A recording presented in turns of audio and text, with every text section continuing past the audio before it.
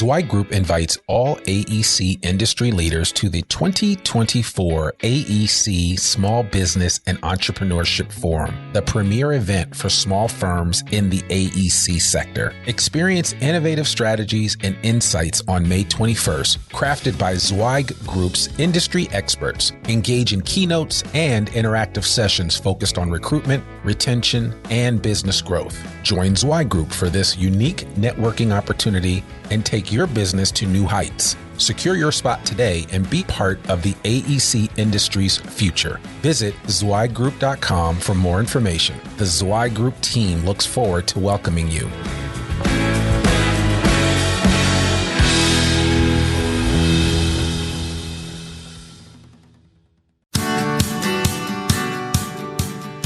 Welcome to a special edition of the Zweig Letter Podcast, putting Zweig Group's team of expert advisors straight talk in your ear.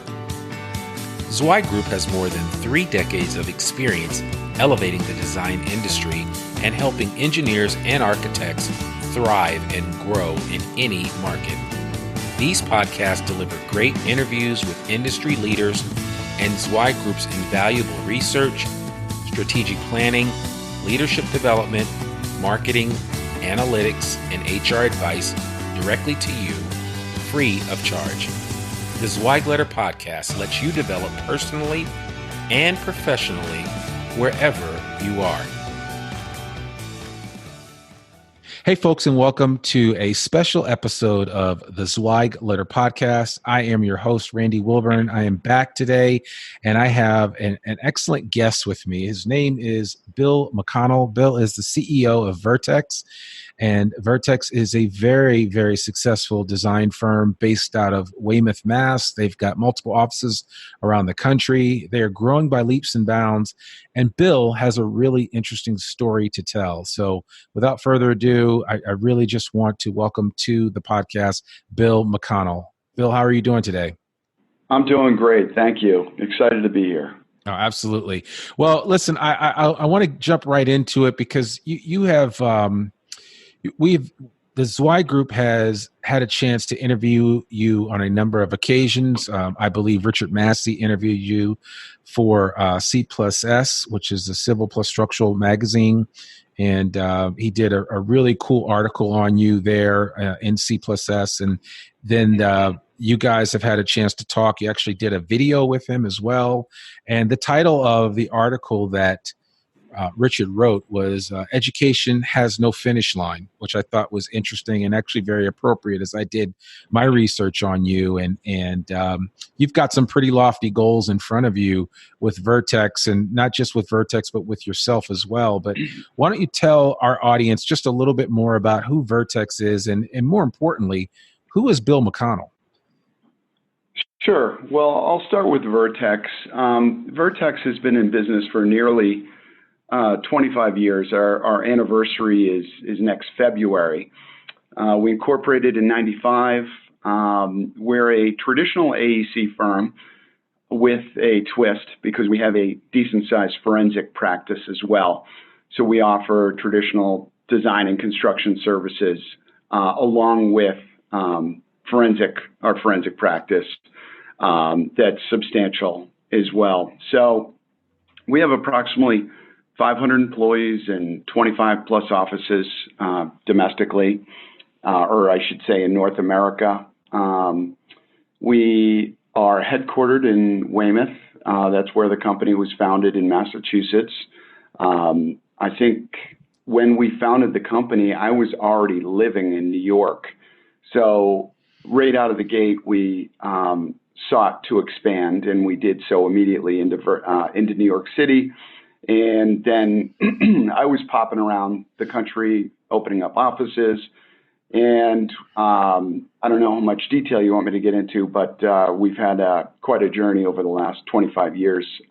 Myself, I grew up in Boston. I went to my undergraduate degree was at the University of Maine, which I graduated there in 92 with a civil engineering degree. I then really dedicated, shortly after working for a large general contractor, a top 20 GC in the country for a couple of years, we started Vertex, and I've been there ever since. I started going back to school in the late 90s. I went to a 3-year program at MIT. Then I went to law school, and then went back and got my master's at Columbia University in civil engineering. And then I'm finalizing my PhD right now in civil engineering and construction management as well. Wow. Yeah. My head is spinning when I think about all those different degrees after your name. I mean, I certainly applaud you because you really do practice what you preach when you say that education is a lifelong pursuit.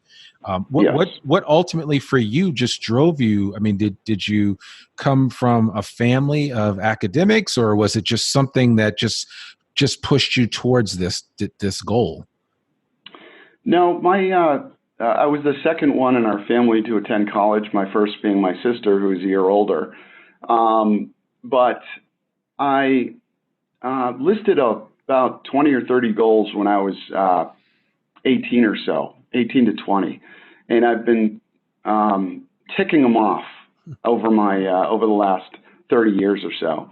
And one of them was to get a law degree. So that was on the goal sheet, and it really, in construction, a law degree is more or less an MBA.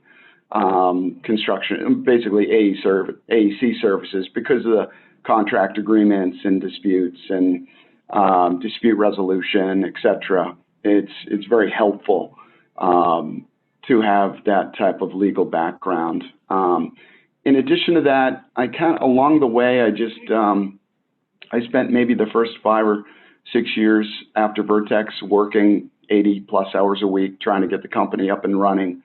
And then it dawned on me that really the only long-term strategy to improving quality and improving Vertex as a whole is education. You can elevate that and say that for any country as well. The foundation of greatness is continuing education. So I wanted to kind of set an example for that at Vertex, and we've formalized that over the last couple of years. So that's kind of where the evolution was many years ago. Wow. I actually absolutely love that, because it's kind of right in line with my thinking and the way that I try to do things, which is just to continuously improve, to continuously learn new things. I was struck by a statistic that I read several years ago when the Pew Research the Pew Center did research on the reading habits. And one statistic really stood out to me was that the average college graduate does not pick up a book. 59% of college graduates do not pick up a book after they graduate from college again, which I found that to be astounding. And, I kind of see some semblance of that when I look at the dialogue, not just in this country, but in a lot of places. And I recognize the importance to never get comfortable in your knowledge base, but always look for ways to improve upon not just your situation, but improve upon your awareness of information and what's going on around you. And certainly you've not allowed any grass to grow under your feet in that area at all. And I guess my simple question would be, how have you taken your desire to do that, this bucket list, if you will, of achievements and goals that you've laid out for yourself? How have you translated that to the employees of Vertex, to your colleagues, if you will, that work alongside of you? Yes. Well, we're trying to really give career paths for everyone who works for Vertex that are 10 to 20 to 30 years in length. And, in engineering, there's so much that goes into technical training. So what I mean by that is you take 120 credit hours of pure hydraulics and structures and all of these other technical classes, regardless of which discipline. And you come out of college and you're a great technician. And you're well trained to get a job. However, advancement in the AEC industry comes a lot through writing and presenting and teamwork, and none of that is really incorporated into undergraduate programs in engineering. So when you're looking to advance, you need to embrace those. You need to embrace business development. You need to embrace meeting and talking and writing effectively. And we're really pushing that as, hey, you're a great technician. You're coming in as a project engineer, but we need to get you trained up on some of these soft skills. And we have a 10 or 20-year plan for you, because when you're 10 years in, you want to be a manager, and you want to have eventually be a vice president and a managing director, and then if you'd like, be an expert in your field. And in order to do that, you do require those soft skills, which are equally as important to technical skills. So that roadmap that we provide our folks really lays that out in bite-sized pieces, because it's not overly daunting where you have to take 120 credit hours to get your undergraduate degree, and then you got to take another, if you go to law school, 90 credit hours, and then 60 credit hours for a master, and then another 30 to get a PhD. And we try to work that over time, so you can really focus on one class at a time. And in addition to that, with online learning, the reach of education is limitless at this point. And despite the fact that you're traveling a lot for your job, or you're, let's say, live in a remote area, you have access to great education at this point, and training as well. So we want to exploit that, and we want to take advantage of that technology. And we've partnered with some great schools in order to make that happen. And we're very excited about our partnership with the University of Colorado, and it's becoming reality for us. Oh, I love that. I really like that. I was just sitting here as you were talking, and I was saying, people, you should start passing a T-shirt around at Vertex that says, "If Bill can do it, so can I," and and just encourage people that, because sometimes I think that's what people need, right? They need encouragement that it can actually be done, and it's not, it's when you hear it, when people talk about, "Oh, these are my goals," and sometimes they sound really lofty and unattainable. All you need is one example of somebody that's able to achieve those goals, and then it's like everybody's off to the races. So I think you've become that example for Vertex, and I certainly applaud you for what you're doing, because one of the things that I have encouraged firms in my 20 plus years of being involved in the design industry is that you have to engage your people early and often and create opportunities for growth and learning in order to have a successful workforce. And more importantly, it's the buzzword that we always talk about now, in order to retain people and keep them coming back for more, you've got to give them something to work with. Yeah, and really there's a lot of firms out there that have kind of internal universities, and we have a Vertex U, but we want to, and it's great training on various subjects, and maybe more directly applicable to day-to-day report writing and investigations and structural design, et cetera.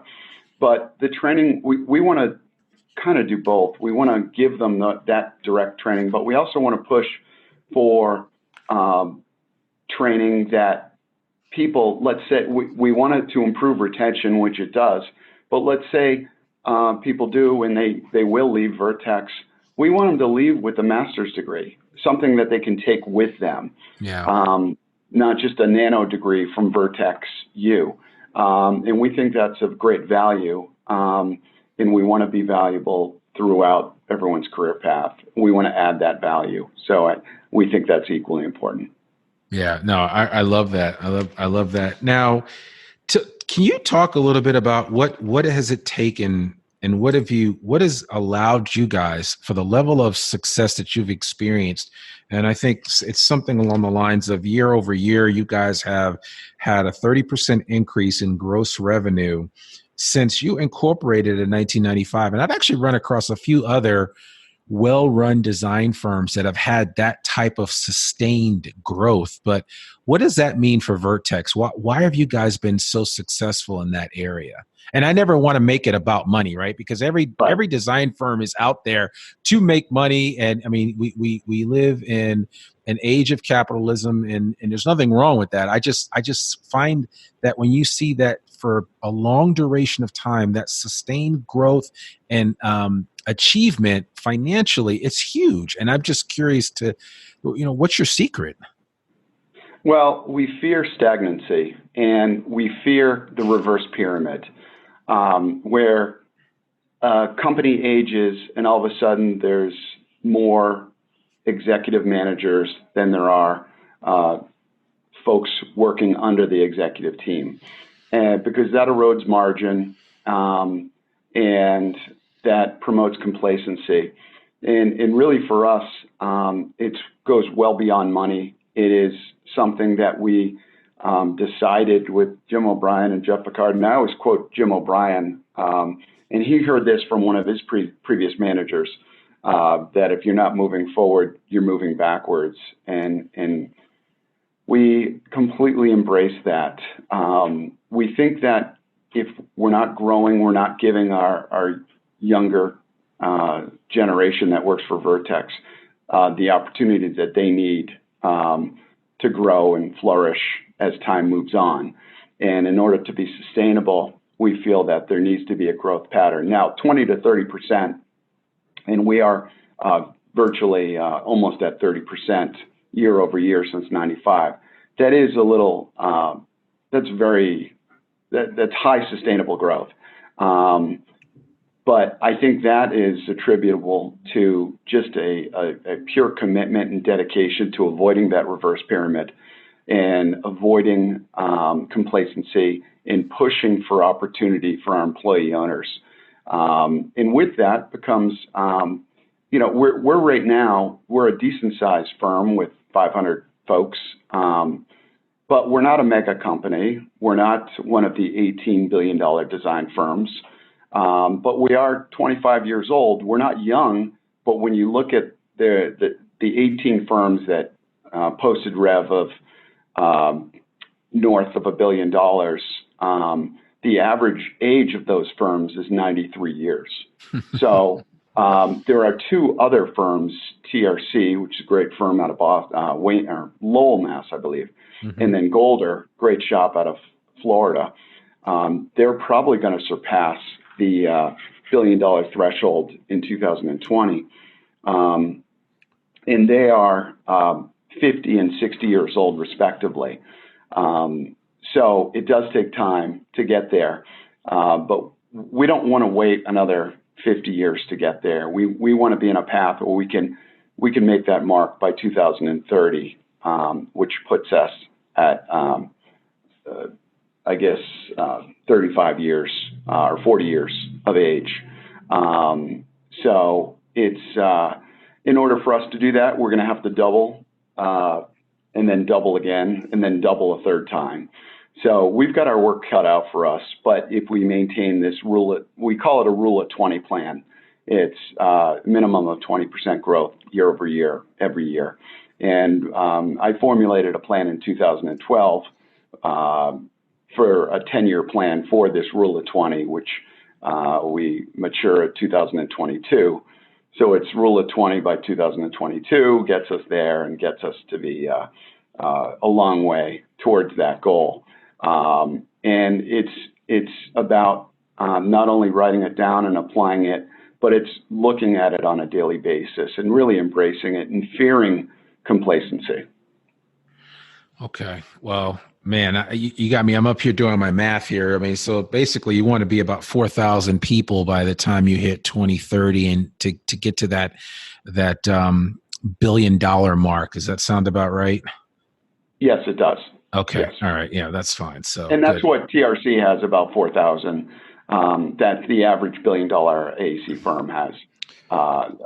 When they hit that threshold, they're in the 3,000 or 4,000 employee mark. And, it's when you look at those 18 firms, 2/3 of them are public and 1/3 of them are employee owned. the average age of the employee-owned billion-dollar companies is 100 years old. So it does take time. But the one thing we're seeing with TRC is that they are PE backed. So there is, and they'll be the first billion-dollar private equity-backed firm that eclipses this threshold. So it's interesting to see. Times are changing. PE money has now been introduced into our space, which wasn't the case 20 years ago. So there's more ways to get there, and there's MOE strategies you could implement to get there as well. And we're not excluding any of those. We are employee-owned, which really has helped us take this initial leap from 2013 to 2020 and maintain our growth because, as I said, a third of those companies are ESOP. Bechtel is privately owned, but they do have some stock programs that they provide their employees. But even getting there is in mapping that out, and we've been self-financing our growth to date. But making these additional leaps is going to be a challenge, but it's a welcome challenge, and we embrace it.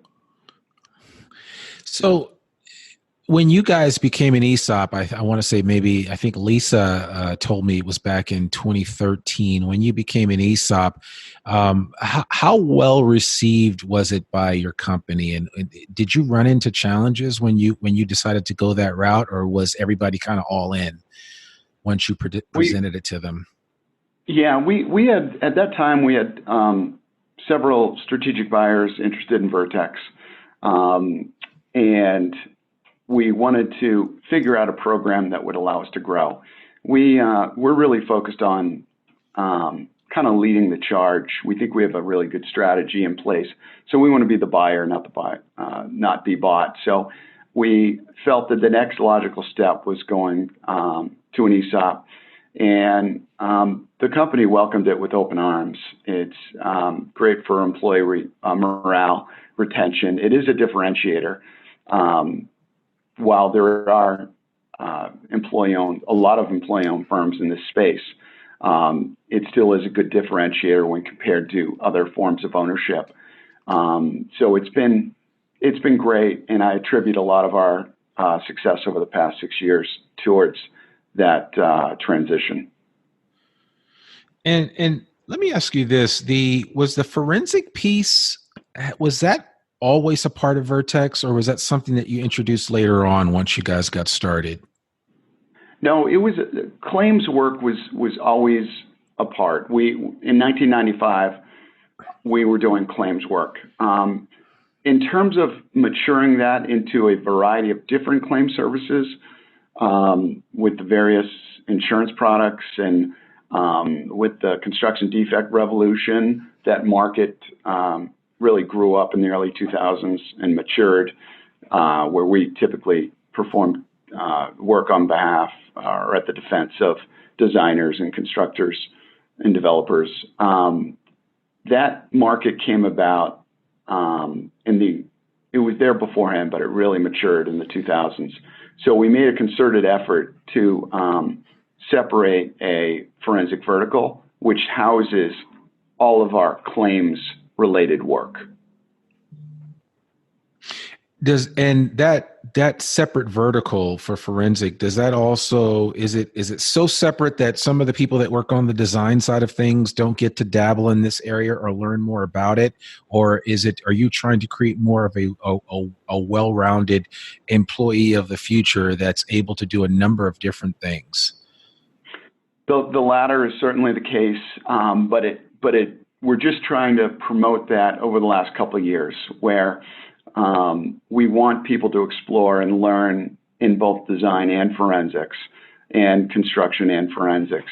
So a lot of our design folks have shifted, whether it be for 6 months or for a longer tenure, from design to forensics, and that's kind of the natural transition. While it's a great learning experience, it teaches you what to look out for, what are the problem areas, whether it be balconies or flashings or which code provisions are important to know if you're a civil engineer, for instance, around the perimeter of buildings and certain other areas, and compaction requirements, and what IBC parameters are typically cited in plaintiff cause of actions. So it's great to get that cross training, and we're just now really formalizing that. Prior to this, and this is still the case, is again, we want designers to ultimately morph into experts, so we can, so we're not overly top heavy, and we mitigate that top heaviness because as experts you can warrant higher billability or billing rates, so you're still making a reasonable margin on senior staff. So it's a little bit of both, but your point about cross training, we take to heart, and we're really trying to formalize that at this point. Okay.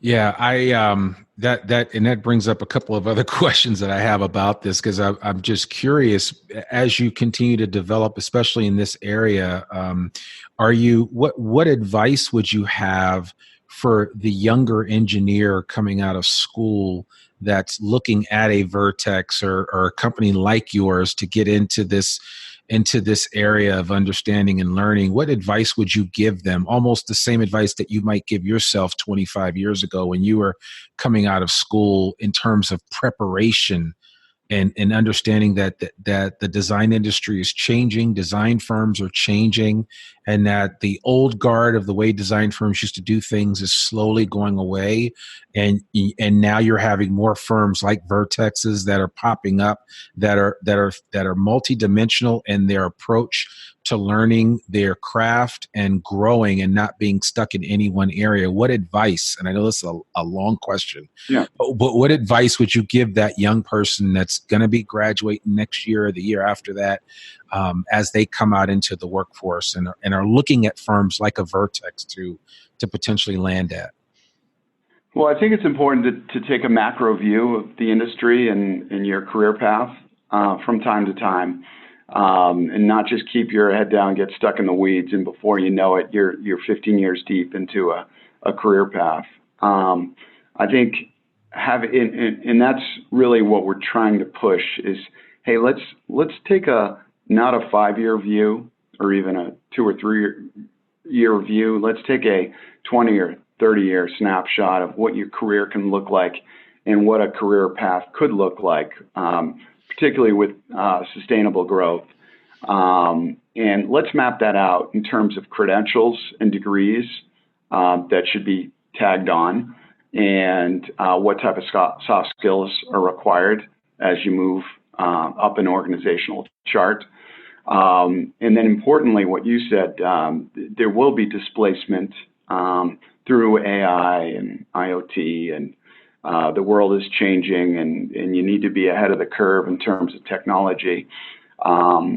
So you need to keep an eye on that as well. You don't want to be displaced. You don't want to be in an industry where you're going to be displaced, and then you're going to have to relearn something drastic. So it's really, we're at a tipping point right now. For the last 100 years, it's taken the same amount of time to design and build buildings, same amount of manpower, and so it's the efficiencies. There's been really no efficiency improvement in our industry for decades and decades. But now we're at a point where you have sub-consultants working with architects all on the same platform. You're seeing panelization, you're seeing drones come in, and eventually there'll be interior drones that are doing quality control. And you've got drones basically talking to scrapers, doing earthwork. So the industry is now going to become more efficient in the very short order. It's happening now with the site work and transportation engineering. It's going to convert over to building construction and building design as well. So now more than ever, it's important to take that macro view, not only of the career path, where you want to be, what you're interested in, but how can you get on the right side of the curve in terms of tech and digital solutions, so you can increase your opportunities, not decrease them. Yeah. And I don't know if you are a big fan of Ray Kurzweil, but he talks about that singularity event that's going to happen at some point in time in the very near future, maybe even by the year 2030, I think is the original date that he put out there, about computers coming to a level of intelligence and sophistication that there won't be any turning back in terms of what they're capable of. And with the growth of nano computing and with just the growth of these big computers that can process information so fast, I think at some point in time in the very, very near future, certainly before both you and I retire, we're going to see some of that 100-year of design work and what we've not seen change in that period of time change very quickly. I think you're right. And I think when I graduated from Columbia, a gentleman named Dr. Kai-Fu Lee was the graduation speaker.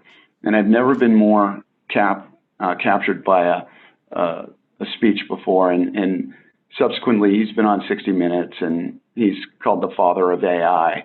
And what he said, he's thinking that's the exact same time frame, the 2025 to 2030 time frame.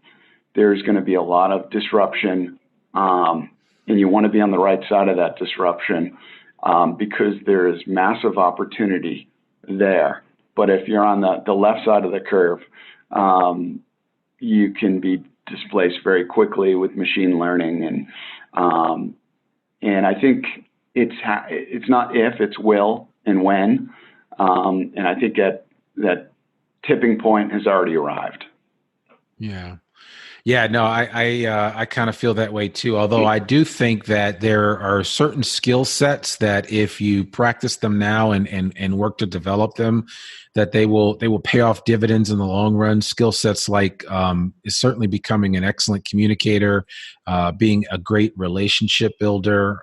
These things all impact how we do business on a regular basis. So even the young people coming into your firm or any firm that's like a Vertex, if they start to develop those some of those, as we like to call them, soft skills, they will have tremendous influence over their careers in the long term, I believe. And when you kind of marry that to this whole growth of AI and all the new opportunities that are going to happen on that side of things, it's going to be quite an interesting mix, to say the least. Yeah, I agree with you. The social skills are going to become more and more important, and the displacement is going to happen on white collar and blue collar jobs alike. Construction workers will start to be displaced, particularly on the earthwork front. But on the white collar jobs, it will be more of a social skills will be very, very important, because a lot of the computation and engineering is going to be done through computing. Yeah. Now, I did have one other question for you that I wanted to ask, and it was, well, actually a couple of questions. One is, I'm sure you have followed the issue of the Millennium Tower in San Francisco and the problems that exist there. And how is something like that avoided in the future? I mean, certainly you do that kind of forensic work where you kind of look backwards to figure out what happened. But when you look at that, and I don't know if I even asked Lisa whether or not you guys had any involvement in terms of determining what was actually going wrong with this building, but that must be fascinating for you to look at something like the Millennium Tower in San Francisco and, try to figure out how could that have been avoided in the first place. Right. That's by far the most extreme example of settlement. We're not involved in that, so I can't comment on it. And but we are involved in a lot of settlement jobs where you look at geotechnical reports and foundation design, and was the deep foundation warranted? And when you look back, it's it's really a standard of care evaluation of was that foundation system appropriate? Was it properly anchored into bedrock? Was it deep enough? And then you measure the construction of the foundation system and whether or not that was installed per design and per the contract documents. So it's always fascinating when you do see Colorado, where I reside. The Front Range is lined with bentonite clay, and that heaves. And it's funny, once you get into the mountain, there's collapsing soils. So that's a big issue here in Colorado is foundation design, and whether or not, based on the geotechnical conditions, whether or not it meets the requisite standard of care is typically the steps you walk through to figure out whether or not a designer was at fault. Now, are you finding that firms are bringing you in now, even before they start to do something, just to make sure that they are dotting their I's and crossing their T's, or is that a level of pre-work that may not necessarily be necessary? No, it happens. Not a ton, but it happens as a proactive measure on the front end. Say, hey, what are common issues that we run into? Let's try to figure those out up front so we don't have to deal with them downstream. But more so, it's simply we get called in post-dispute. Yeah. Okay. And just this whole area of forensics, which you guys work in, is that going to be an area that if we do experience a dip in the economy or a correction of sorts, because I think I heard you mention, and we all are fully aware of this, we've been in a bull market now for a ridiculously long period of time. Yeah. And at some point that bull's going to run out of gas. Yeah. And take a break and take a breather in the shade for a while. And however long that is, I don't know. But I'm just curious as to, do you feel like you guys, Vertex, are equipped to deal with that coming dip that we are going to experience in the market? And if so, what do you think is going to benefit you guys and what you do in the future? Yeah, I think one of our differentiators is that if really the right thing to do when a bull shifts to a bear is basically to right size the company. But for us, we generally transition a lot of our folks over to forensics. Okay. All right. So I think that's an important strategy for us, is to have a home for our people, employee owners, that when there is a dip, we can shuffle them and keep them working in a non-cyclical field, which would be forensics. Yeah. And I mean, that's great for you guys. Obviously, a lot of firms don't have that fallback, that's available to them. So that's right. I certainly applaud you guys for thinking like that. But that's also another way that you get to that, that $1 billion, in the next 10 years or so is being diversified and being able to meet the needs, a variety of needs that are going to exist out there in the design space. So. Right. And when you look at this has been an unusual bull run, not only because of its length, but we haven't had massive growth, year-over-year growth, in put in place work. So it's been a slow growth. And one of the reasons why it's lasted so long is because we didn't have hyperinflation. And in fact, there was kind of like mini recessions through this 10.5-year period, where in 2015, we had growth of virtually 0%. Right. In 2011, it was really slow. In 2016, we had that devastating Q4. So it's been, last December was a big dip. And when we get caught off, a lot of folks, including us, get caught off guard there, like last December. And we're able to make those shifts, which is a luxury. And that is, like you said, in order to continue the growth and not kind of take a step back, it is nice to have this vertical where we can house folks where they can do great forensic work during a bear market or a recessionary cycle. Yeah. Yeah, no, that makes perfect sense. I think that that Vertex is definitely on the right path in terms of the way that you're putting this together. And I liken this, as you were sharing earlier about your pursuit and goals to grow. I thought about another firm that I used to be involved with. And I don't know if you're familiar with them, Carter and Burgess.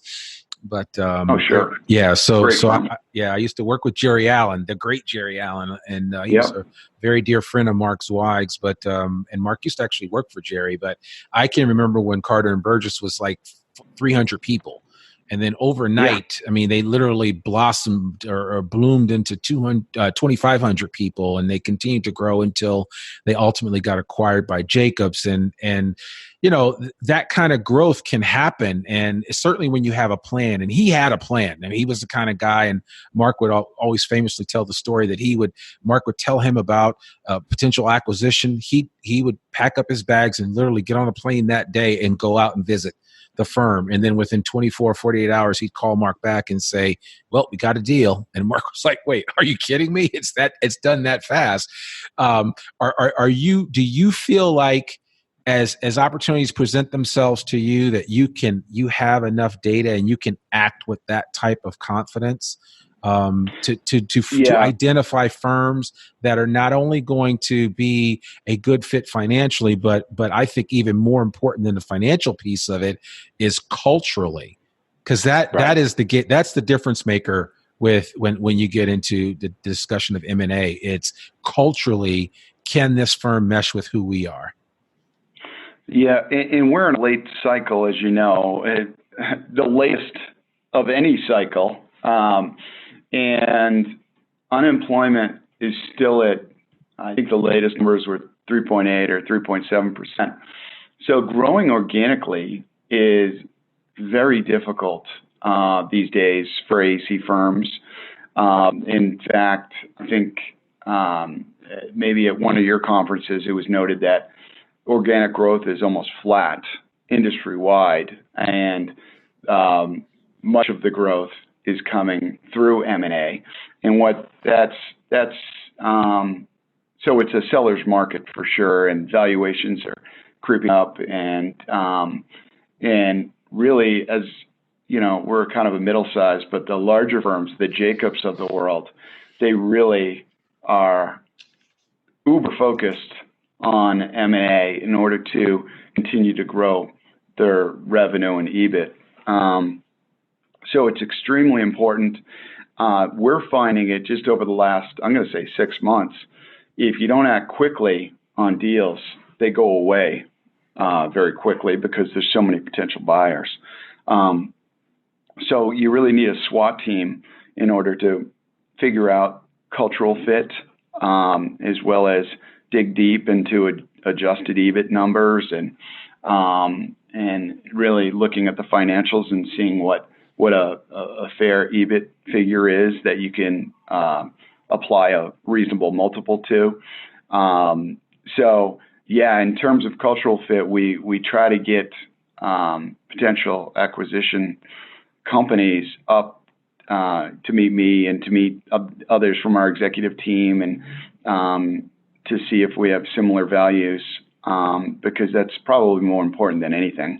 But you have to act fast, and you have to have the infrastructure and availability to make those moves, just like Carter and Burgess did back in the day.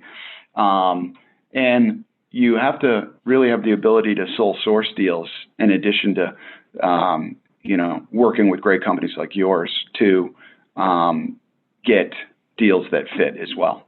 Yeah, I mean, and that's perfectly put. And while I know that Zweig can certainly help you guys out or anybody out in that area, I think it's incumbent upon the firms themselves, because you better than anybody else know or have a good idea of what's going to work and what isn't going to work. And you need to constantly, just like you need to be constantly looking out for great talent to join your firm, you need to be constantly looking out for great firms to become a part of what you're doing, if that is your overall strategy of growth, or one of the aspects of the strategy of growth that you're trying to achieve. So you always have to be out there looking for the best and the brightest that will fit into what you're trying to do.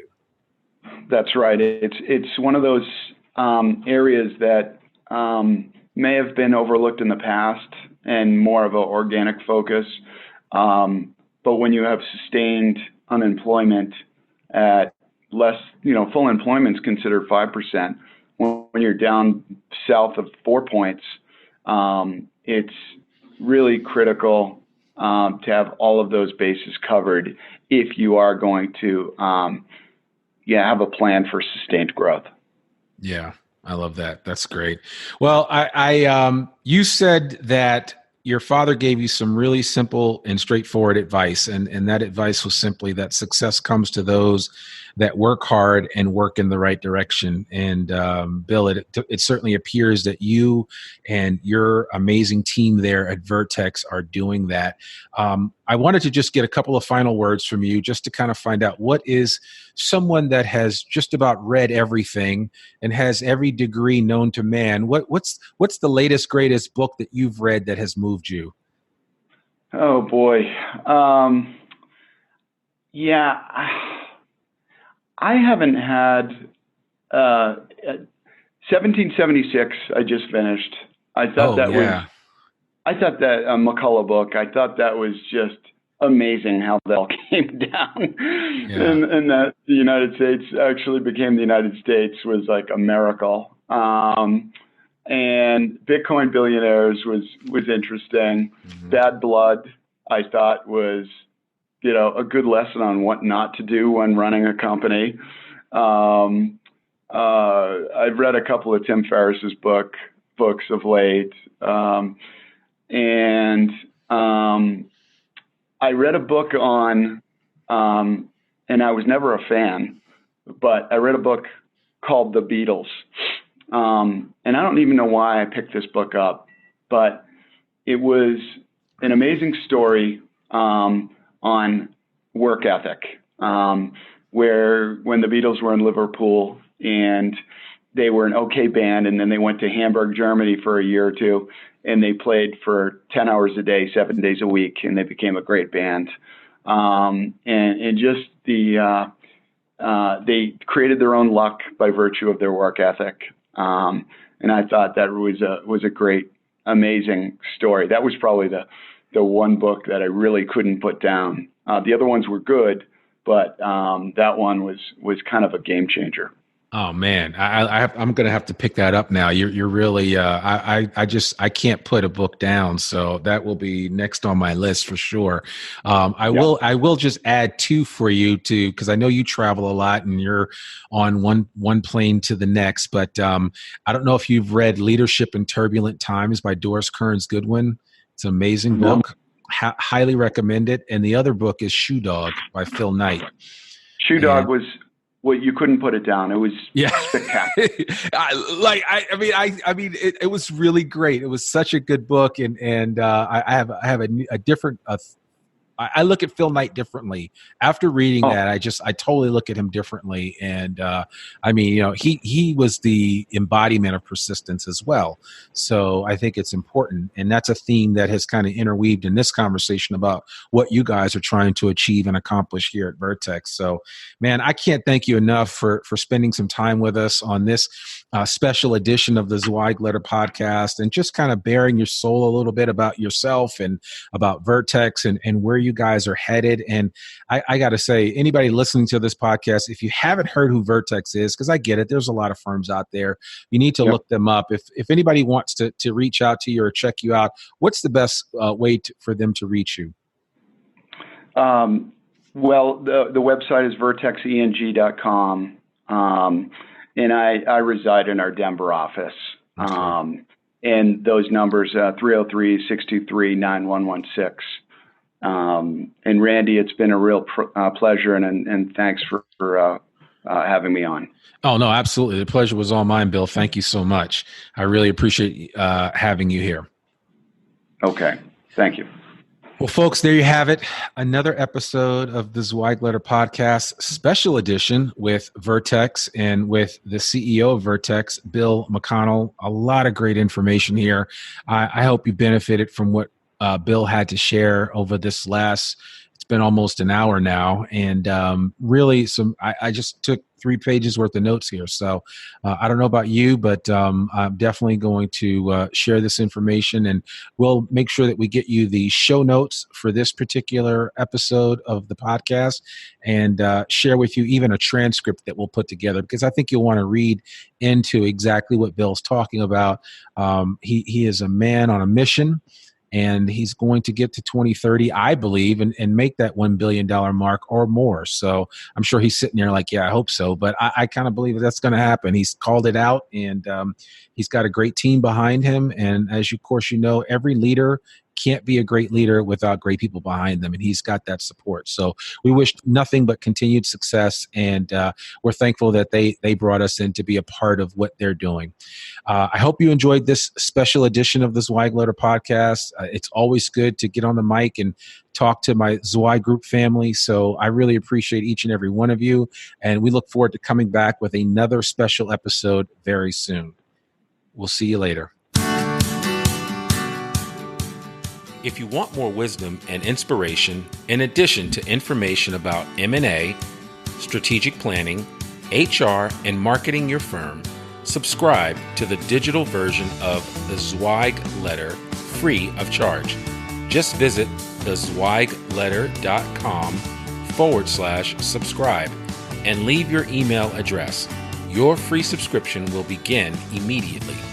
Thanks for tuning in to this special edition of the Zweigletter Podcast.